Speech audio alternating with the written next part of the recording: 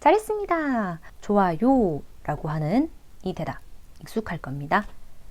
따라해 볼게요. 하오. 한 번 더 읽어보도록 하겠습니다. 하오. 잘했습니다. 우리나라에서 쓰는 한자 쓰면 되나요? 라는 생각을 할 거예요. 왜냐면 잘 알고 있듯이 갑골문에서부터 시작을 해서 이 한자라고 하는 것이 중국에서 발명되었다는 것을 우리가 다 알고 있기 때문입니다. 자, 이 한자로 한족이라는 글자를 적으면 이렇게 적히고 한어, 그러니까 중국어 한유 이것을 이 한자로 적으면 이렇게 적혀요. 앞에서 선생님이 보여준 한족 글자는 요거고요. 한어 글자는 요거였어요. 빨간색 한자 모양이 다릅니다. 즉 우리나라에서 사용하는 한자, 우리가 알고 있는 한자와 현재 중국에서 사용하는 한자는 다른 것입니다. 학생들이 즐겁게 도서관으로 간다. 이런 판타지 같은 문장, 우리가 알고 있는 한자, 여러분들이 한문 시간에 배우는 한자로 적으면 중국어 문장은 이렇게 적혀요. 와, 눈 너무 힘들죠? 괴로워요. 이것은 예전 사람들도 마찬가지였습니다. 한자가 너무 어렵다 보니까 사람들이 배우기 힘들어서 문맹률이 높았고, 또 과거에는 지금과 같은 교육 여건이 되지 않아서 이렇게 어려운 한자를 배울 만한 상황이 되지 못했습니다. 하지만 중국은 근대화의 과정에서 이 한자를 조금 더 간단하게 만들고자 합니다. 그것이 바로 현재의 중국 한자예요. 이 문장을 간단한 한자로 바꿔 볼게요. 다 바뀌는 건 아닙니다. 이 파란색 글씨들이 전부 이렇게 바뀌어요. 쌤, 별 차이 없는데요 할 수도 있는데, 실제로 이 언어를 문자로 사용하는 사람들에게는 매우 큰 도움이 되었습니다. 이 두 한자 정리해 보도록 하겠습니다. 우리나라에서는 획순이 번잡한 모양의 글자인 번체자, 반티, 쯔를 씁니다. 우리가 한문 시간에 배우는 한자가 이 번체자입니다. 하지만 현재 중국에서 사용하는 한자는 중국 대륙에서 사용이 되며 획순이 간단하게 바뀐 글자로서 간화, 간단하게 바뀐 글자 간화자라고 말을 합니다. 젠화즈라고 해요.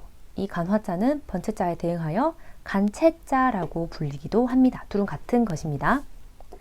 예를 한번 들어보겠습니다.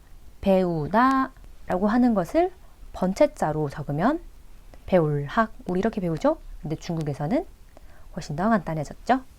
한국이라는 것을 번체자로 적으면 이렇게 적어요. 그런데 이것을 간화자로 적으면 훨씬 더 간단해졌죠? 이렇게 복잡한 번체자들은 간화자로 바뀔 때 큰 변화가 있습니다. 하지만 사람, 남녀라는 한자는 원래 간단하기 때문에 바뀌지 않고 그대로 사용이 됩니다. 중국의 한자는 중자는 번체자 그대로 왔어요. 원래 간단하기 때문이고요. 국이라고 하는 것은 위의 한국의 예시에 있는 것처럼 복잡했던 국자가 간화자로 변화되어 있습니다.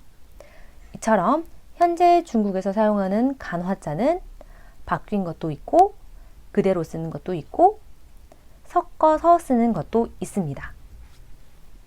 여기서 독특한 점은 중국 대륙에서는 간화자를 사용하지만 대만이나 홍콩처럼 특수한 상황인 곳은 여전히 번체자를 사용하고 있습니다. 예를 한번 들어볼게요. 대만의 맥도날드 간판 사진입니다. 요거는 본토의 간판 사진이에요. 둘은 같은 글자예요. 근데 대만에서는 번체자를 사용했기 때문에 획순이 훨씬 더 많고 중국 대륙에서는 간화자를 사용했기 때문에 획순이 훨씬 더 적은 것을 볼 수 있어요. 둘 다 발음은 마이땅라오, 맥도날드라고 해서 동일합니다. 이때까지 우리는 한위, 중국어, 푸퉁화, 표준어, 간화자, 중국에서 현재 사용하는 한자들을 배웠습니다. 그러면은 이 간화자, 한자라고 하는 거를 어떻게 읽느냐가 문제가 되겠죠. 우리나라에서 한문 시간에 배울 때는 이렇게 음과 뜻을 읽습니다. 이게 가능한 이유는 우리나라에는 아주 우수한 한글이 있기 때문입니다. 중국은 우리 같은 한글이 없으니까 어떻게 표기할 것인가? 전 세계적으로 가장 많이 쓰는 문자가 뭘까요? 바로 그렇지, 로마자입니다. 알파벳이라고 보면 될 것 같고 로마자를 가지고 와서 발음을 표기합니다. 한족의 언어라는 단어가 있습니다. 이 발음을 표기하기 위해서 이렇게 로마자를 활용하는 거예요. 로마자는 굉장히 보편화되어 있는 문자이기 때문에 중국어를 모르는 사람이 봐도 발음을 어느 정도 추측할 수가 있습니다. 이렇게 간화자에 로마자를 이용해서 발음을 표기하는 이것을 바로 한어, 중국어의 음을 병기, 표시한다라고 하여 한어 병음이라고 합니다. 그러면 한어 병음의 이 병에 해당하는 한자의 중국어 발음은 무엇일까요? 바로 요거예요. 음에 해당하는 중국어 발음을 한어 병음으로 적으면 이렇게 적힙니다. 한어 병음, 한유 pin인이라고 말을 합니다. 이 한어 병음이라고 하는 것은 세 가지 구조로 이루어져 있습니다. 중국어의 가장 큰 특징은 소리의 높낮이를 나타내는 성조입니다. 그리고 가장 앞에 있는 자음을 성모라고 말을 하고요. 성모를 제외한 부분을 운모라고 합니다. 성모는 우리말로 치면 초성에 해당하며 운모는 중종성에 해당한다고 볼 수가 있습니다. 그러면 나머지 단어들도 이렇게 성조, 성모, 운모로 구분해 보도록 하겠습니다.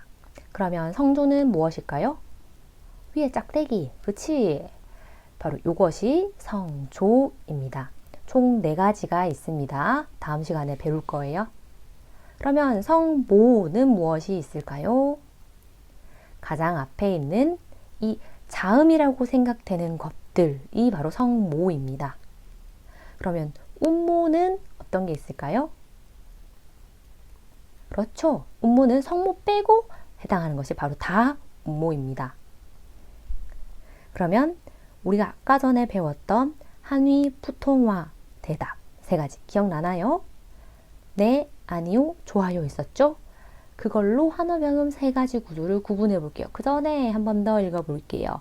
이번에도 따라해 주세요. 是 아니요, 不是 좋아요, 好 좋습니다. 그러면 기억을 할 수 있을지 성모 기억합니까? 대답은 3종류지만 간화자는 총 4개가 있습니다. 하나씩 볼게요.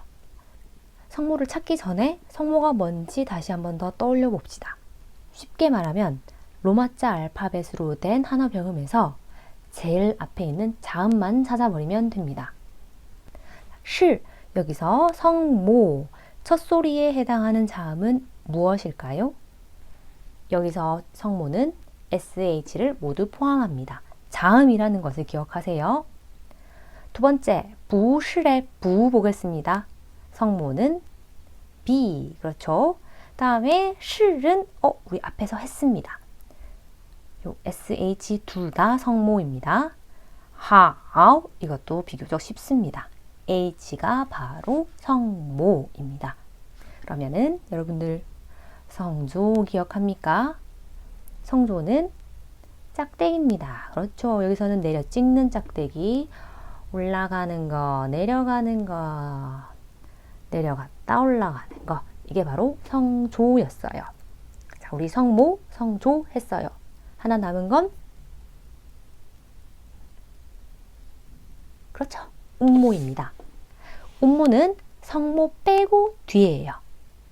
실은 sh가 성모였으니까 i가 될 거예요. 쌤, 저 i 위에 점 없는데요 할 텐데 성조 때문에 지금 자리가 뺏겨서 저렇게 표기한 거예요. I 맞아요. 부에서는 b를 제외한 u, 이것도 동일하게 I, 마지막 how에서 운모는 ao 되겠습니다. 확실히 이해됐나요? 앞으로 다른 단어들을 볼 때에도 우리는 이 3가지 성조, 성모, 운모 3가지를 구분해서 볼 거예요.